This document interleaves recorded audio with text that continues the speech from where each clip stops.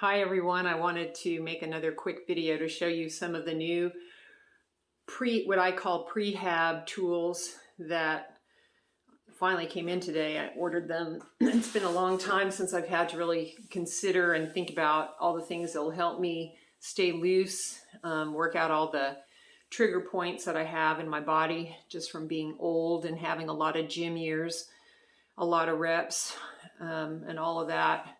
It causes little knots all over, especially my legs. I have them a few in my shoulder as well, especially my left shoulder. I have a 50% supraspinatus tear that's healed.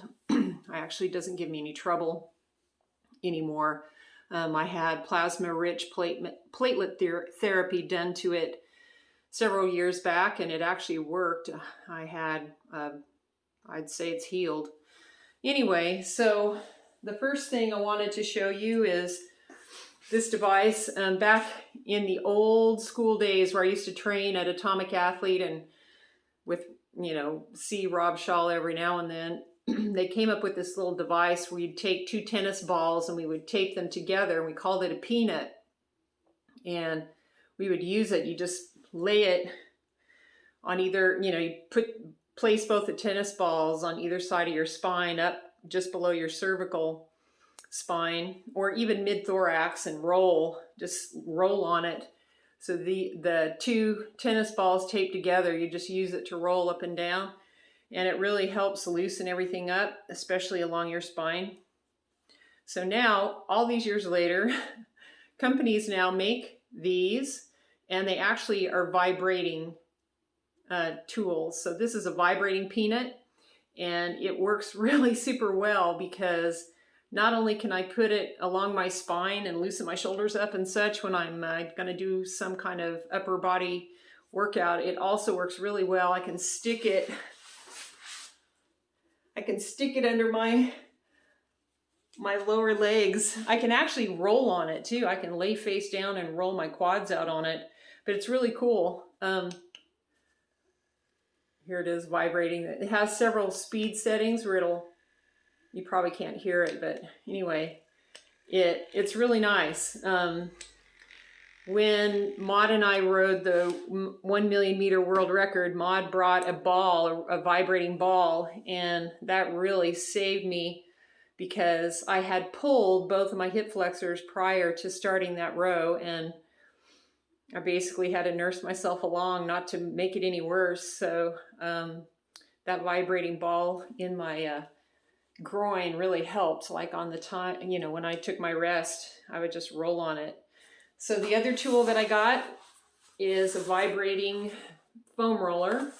This one is for the back, for the low back, my legs, top to bottom, my glutes. And so it'll just break up all those tension points in my tissues, and it really feels so good. And I'm using everything that I know to use to help me just continue on, so I don't have any kind of strain or injury. I usually am pretty good, but I'm just starting out. I feel very heavy, very awkward. My muscles are very small, and so I don't have the stability that I used to have with more muscle. So I have to do weightlifting every day to try to put some of that muscle mass back on that I used to have. And then, just keep forging on, hoping that, in several months I will be down to at least 150 pounds or less. Like, I'd really like to get down to about 145, which would be awesome if I could be at that weight. I was 145 most of my athletic years, and when I'm that light, I am a force to be reckoned with. And so we'll see. You just got to work with what your body gives you and be thankful that you're healthy. So I'll take healthy over anything. Anyway, the last thing is I actually got myself more than a lacrosse ball. This one has grips on it. It's a little meatier than a smooth lacrosse ball. So this is a hard ball that I'll roll under my calves. I'll roll, put it on a wall and roll out around my shoulder blades and such. So anyway, you probably see the resistance bands that I have hanging from my rack. I use these to stretch. I use these to pattern before I lift. I step in between this one and I try to pattern my knees going out, because that's really, you want your knees to flare out in any kind of Olympic lift or power lift. So I have bad habits. Again, my patterning is really bad, especially watching myself doing all those cleans all this week. You know, you can tell my legs come together, then they go apart.